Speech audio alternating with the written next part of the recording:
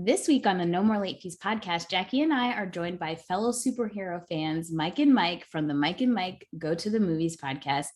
Before our Spider-Man episode drops later this week, we wanted to give our audience a chance to get to know them with some fun games.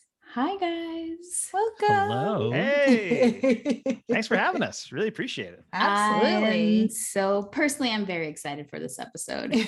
Oh, me too. Very excited. I would say that you guys are one of my personal inspirations to do a podcast. You guys do such a great job on your podcast, and you guys let me help you with your podcast for a little bit. And I was like, this is cool. This is nice. You came in and helped us out and then totally eclipsed our podcast. You learned everything you needed to know, and then you were just gone. That's the way it should be, though. Yes, absolutely. I'm sorry. So why don't you guys tell us about your podcast? Yeah, absolutely. So we actually have two podcasts. We have Mike and Mike Go to the Movies, Right. which is our kind of main movie podcast, which used to be pre-pandemic, was like every 2 weeks, Mike and I would record an episode about a new movie, talk about everything we've been watching, all that kind of stuff. And then the pandemic hit and there were no new movies coming out. So now Mike and Mike Go to the Movies is like a general movie podcast. We do review new movies a lot more now because we're both going back to theaters and stuff, but we do episodes where we rank some of our favorite things. We talk about other stuff we've been watching. Every once in a while, we'll just do a random episode. Like we did an episode on Batman Forever and Batman and Robin recently, just because a fan suggested that we do it. We were like, yeah, all right. Why? Sure. Why not? My favorite, just to like interject, is when we get to pick a movie that Mike D doesn't like.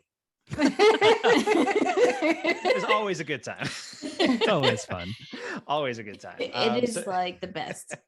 So that's what we do on Mike Go to the Movies. And then our other podcast, which we are currently on hiatus with, but are going to be launching with season 3 over the summer, is a show that we currently call The Complete Works. We are thinking about changing that name, so we're figuring that out as we kind of get into season 3. But that podcast essentially is where we take one actor over the course of a season and just review every single movie that actor has ever made, movie by movie. So our first season was Nicolas Cage, which took us 4 years to complete. Yes.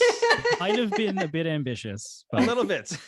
He keeps on making more movies, so you guys have to keep on going back and making more episodes. We think there's been a bit of a Cage-assance over the last year or two. It's kind of like thanks to us, I think. A little yes, bit. Of course. Absolutely. But season 1 was Nicolas Cage. Season 2 was Jeff Goldblum, which just wrapped up recently. Big epic Goldblum finale was a few weeks back, and we're still doing bonus episodes on both Cage and Goldblum whenever they come out with a new movie. But we just recently had a big Twitter poll that went online to determine who season 3 of The Complete Works was going to be, and season 3 is going to be Michelle Yeoh, which me and Mike are very excited. Yes. Yay. Yes, I think that's amazing. Yeah, it was not the result that I expected, honestly, because we had 4 really solid options there. I really thought Jamie Lee Curtis was going to win, and Winona Ryder looked like she had it for a while, and then Michelle Yeoh just won in a landslide. That Everything Everywhere bump, it really made things different. So yeah, we're excited about it. Going to dig into a lot of Hong Kong action movies in the 80s and 90s, and then talk about some James Bond and Crouching Tiger, Hidden Dragon, and all these Hollywood blockbusters from the 2000s, and the recent Yeoh-assance that we've been seeing. All 3 of our people have had recent assances, I think. I think we're the tastemakers of film Twitter, really. You is what we're getting are. at. Just saying. You have your fingers on the pulse of what the people want. Exactly. I think with Michelle Yeoh, it's just amazing to see her finally get her flowers. She can do action, she can do comedy, she can do drama. She's an amazing actress, and just all the obstacles that she's been able to hammer through is just inspiring. So Absolutely, I'm very excited for that season.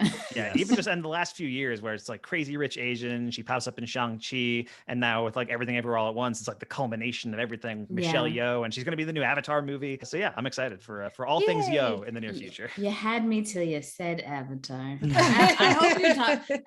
I had Mike too until I said Avatar. Yeah, I'll be honest. Trash. Tomatoes. Avatar movies will continue until morale improves. Well, we are very excited for you guys to be on, and we have a game for you. Since we are doing Spider-Man, we're going to do a fun this or that Marvel edition. Jackie's going to ask you give you 2 movies, and you guys have to tell us which ones you would pick between. So our first one is Spider-Man or X-Men. I would say Spider-Man. Mike D, I'm guessing you're also in the Spider-Man. Yeah, we're camp. talking about the movies, right? Not Correct. The first. Yes. Got it. Yeah, the first Spider-Man original movie. Spider-Man, which we're talking about today, and then original X-Men. I like original X-Men, but Spider-Man. Yeah, Spider-Man it's for next sure. level. Spider-Man. Punisher or Ghost Rider? I actually don't think I've ever seen the Thomas Jane Punisher. We have a side game on our podcast where it's called Mike Makes Mike Watch, and I'm adding that to the list right now. So I guess I'm going to pick Punisher, I guess. I would probably, I haven't seen Punisher, but I would probably go Ghost Rider because I do like that movie a little bit more than it deserves. Partially because Nicolas Cage is the star of it. I prefer the second one, I think, but the first one's a fun time. Next one is Elektra or Daredevil? Daredevil, because Elektra is really rough. I did watch a little bit of Elektra recently. That was a TNT on Silent movie where I was at the gym on the treadmill and it was on one of the TVs, but I wasn't like listening to it on headphones or anything. So I was just watching Elektra happen. Yeah. And it took me like 25 minutes to figure out what movie I was watching. Oh wow. And it was a movie that I had seen before, you know? Yeah, I think I'm gonna go with Daredevil, and I don't think I've seen Elektra now that I'm thinking about it. Yeah. Okay, it is one of my favorite worst movies. Yes, I know interesting. I am aware. I'm aware that's bad. She owns it. I own it. I own the movie. Yeah, legit. but she also owns that it's a bad movie. But Yeah. I love Jennifer Garner so goddamn much. It hurts. Do you have the alternate cut where it has like the cut Ben Affleck scene that like pops up? There's like a scene that he shot. No, I didn't need it. Thank you. Fair enough. Fantastic Four or Fantastic Four Rise of the Silver Surfer? Both of these movies are bad. Actually, Fantastic Four Rise of the Silver Surfer is the movie that made me realize that movies could be bad, I think. Oh my God. Foundational text for Mike Smith. Exactly. I saw it in theaters and I was like, this is something that I should really love. Why don't I love this? I think I was like 13 or 14. So I would probably go with the first one. I would go with the first one. Actually, our buddy Kyle, who's been on the podcast recently, was talking about these movies and saying we should rewatch them. Yes, you should. So maybe there's more to them. I don't know. Oh, interesting. I think I'm going to go with Rise of the Silver Surfer because I don't remember either of these movies, but the Silver Surfer is cool. Silver Surfer is cool. If you read those old like 60s, 70s Silver Surfer comics, those are rad. Those are really cool. I don't even need that much. He's a Silver Surfer, Mike. Fair enough. He's actually Norrin rad, not just rad. That's I have a very soft spot for the first one because that's where we get Chris Evans as Johnny Storm, where he's like naked and like learning about his powers. Yes. Just that scene. That's all I need. I also do really like Michael Chiklis as the Thing in these movies. Yes. Yeah. He did do a really good job. That was great casting. I really wish like whatever modern and Fantastic Four thing Marvel ends up doing soon, they just use like a foam suit like they did in this movie. Yeah. That'd be incredible. I did not like Jessica Alba at all. And I was like, no. But when we do Fantastic Four, Rise of the Silver Surfer, usually we like talk about what the box office and stuff like that. I just want Jackie to insert Mike's clip to say this is the movie that I found out that movies could be bad. I think everybody needs that movie. Hashtag it's really movies bad. Can be bad. Yeah. Next up is Hulk or the Incredible Hulk. So do you like Eric Bana or Edward Norton? All right. The Edward Norton one is technically MCU, but like MCU kind of ignores it. Yes. It's MCU light. Yeah, because now they brought back like William Hurt and the other movies, and now they're bringing back Tim Roth. But I would go the 2003 Hulk. I would go the Eric Bana one, just because. And these are both movies I have not seen in forever. I think I did rewatch Incredible Hulk before Endgame came out, just like as a big MCU rewatch thing. But the 2003 Hulk I haven't seen in a very long time. I saw it for my 10th birthday in theaters. I also saw it for a birthday in theaters. Did you? I distinctly remember seeing it in theaters and somebody throwing gummy bears at the screen, and one of them stuck. And it was like a green gummy bear, and every once in a while the Hulk's nose would be like right on top of it. It looked like the Hulk had a booger, and that's my main association with the 2003 Hulk. But I'm going to give that one the benefit of the doubt because it is directed by Ang Lee, who is a really fantastic filmmaker. Yes. And like looking back on that movie, it's a really weird and experimental kind of comic book movie in the way that we don't really get all that much anymore. You know, and back then you can get like Sam Raimi to make a movie, which he just actually did one recently. So now that argument's completely out the window. But like, but back then it was like, you know, Sam Raimi, Christopher Nolan, they were kind of giving people just like, you know, carte blanche to do whatever they wanted. And now it's much more producer controlled. Yes, absolutely. Yeah. And Ang Lee's Hulk is one of the wildest ones out there. So what about you, Mike? I'm just going to say ditto to what Mike Smith said, because I don't really know. I haven't seen either of these movies in a long time. So yeah, but also Liv Tyler, right, is in Incredible Hulk. She's in the Norton one. Yeah. Jennifer Connelly in the first one. Yeah. Okay. Shout out to her. I just saw Top Gun, and she's so good in it. Bitch is keeping it tight, keeping it right, if you know what I mean. I'm not gonna lie. Yeah, it was like a few days after it came out, like Gen Z discovered how hot Jennifer Connelly was in the 90s. How hot she still is. This is also true. Yeah. Okay, Paul Bettany, get it. I kind of forgot they're married. Yeah. That's why she was in Spider-Man: Homecoming. She's like the voice of the suit there. Yeah. It's all coming together. Exactly. Our next one is X-Men: The Last Stand or X-Men 2. This is an easy one because X-Men 2 is really great. X-Men 2 is very good. And for a long time, I think people considered it like, you know, one of the great superhero movies and stuff. I feel like it's kind of been diminished over the years, partially because it's a Bryan Singer joint, and there's a lot of problems with that. Yes, absolutely. I have also had a soft spot for X-Men: The Last Stand. Like I always liked that movie more than a lot of people did, but X-Men 2 is really strong. That's a good one. Don't they make the I'm the Juggernaut bitch reference in X-Men: Last Stand? Yes, they do. Yeah, that was one of the. That's it. That one. You got last. That was one of the it first for you? Like blockbusters to acknowledge an internet meme, I think. Correct. And Brett Ratner did Last Stand, correct? That was a Brett Ratner joint, who's also trash. Yes. Yeah. The X-Men movies are like mostly, I think, better than people give them credit for, but they're made by a lot of trash people. They are. And Brett Ratner, I have a personal grudge against. So interesting. Just FYI, Brett Ratner. FYI. You had to sit through Rush Hour 3 and you're just really upset about it. Well, I was in TV productions in high school, and we got to interview him. Oh, like really? it was like Skype or Zoom was a thing. Like we got a special camera in, and he was such an asshole the whole time and just acted like we were inconveniencing him. Wow. It's like, why agree to do this if you're not going to be cordial? So he's been on my shit list ever since. So. Fair enough. I think it was Nick Kroll who told a story about being on set with Brett Ratner, and like Brett Ratner would like have his hand down his pants the whole time and then go to the donut table and just like be hovering over the donuts. It was just like a gross. Brett Ratner started COVID. That's what I know. Patient zero. Yeah. Start that rumor. You heard it here. just felt right. So our next one is Blade 2 versus Spider-Man 2. Okay. I mean, these are probably the two best movies that have come up so far, maybe. But Spider-Man 2, I think, is the platonic ideal of comic book movies and arguably one of the greatest movies ever made. It's like sort of a joke that me and Mike say in the podcast a lot, but also Spider-Man 2 rules. No matter what movie you put up against Spider-Man 2, like comic book movie or not, Spider-Man 2 would probably win for me. Yeah, I think a lot of times on the pod we talk about it's like Citizen Kane, Spider-Man 2. Exactly. So, and then Vertigo in 3. So yeah, Spider-Man 2 for sure. And our last one is Blade Trinity or Spider-Man 3. Wow. I can't wait to hear Mike's apologist take on Spider-Man 3. I really like Spider-Man 3.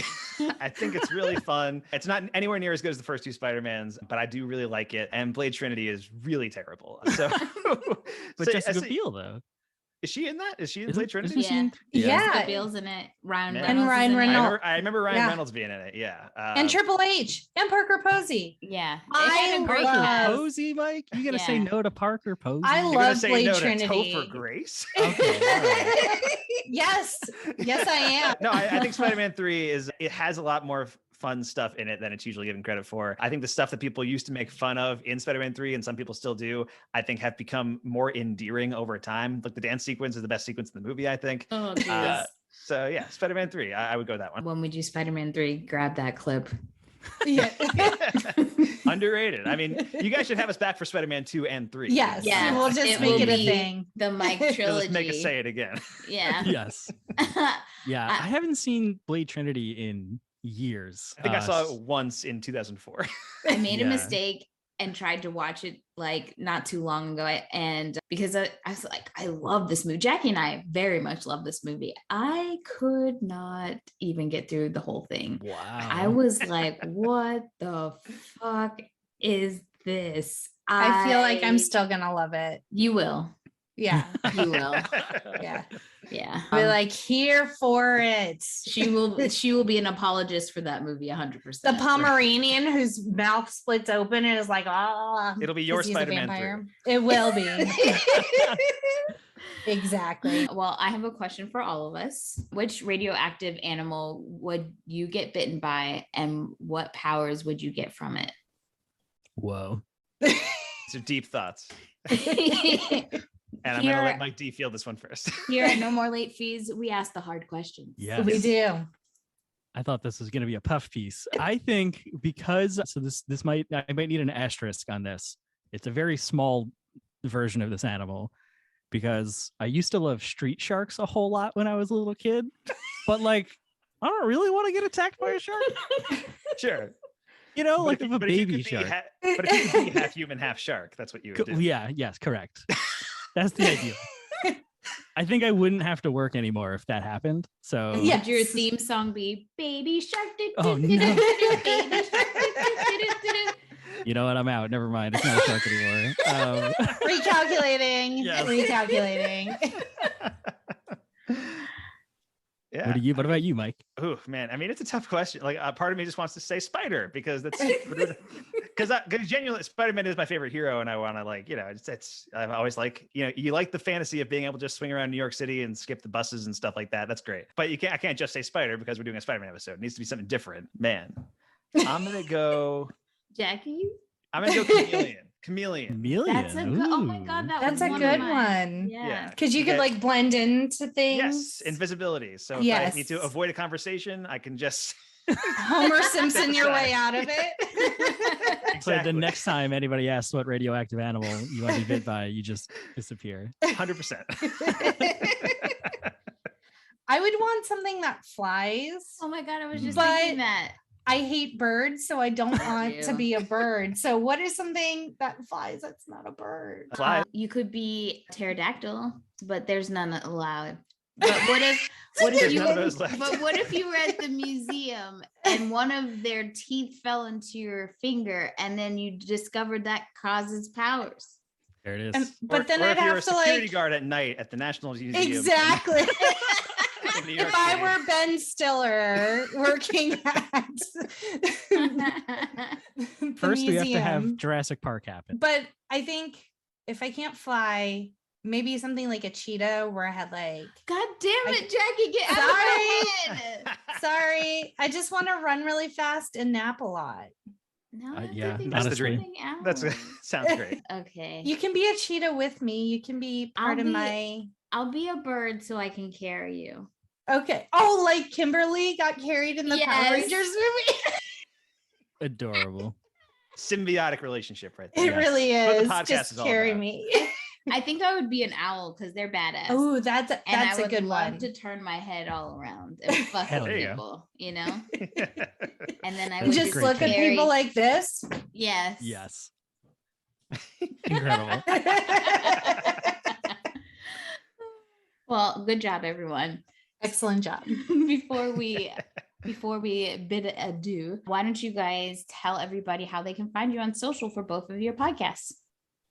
Absolutely. Yeah. So for the podcast, you can find at Mike and Mike Pod on Twitter. And currently the Complete Works is at Goldblum Pod because it's currently kind of still a Goldblum podcast. You know, the Michelle Yeoh season will come soon. And once we figure out the new name of the podcast, that's going to change. And then for my personal handle, it's at M Smith Film Blog on Twitter or Mike Smith Film and Letterboxd. Mike, you can find me at MD Film Blog on Twitter. You can tell we co-host podcasts together. So yes, MD Film Blog on Twitter and Letterboxd.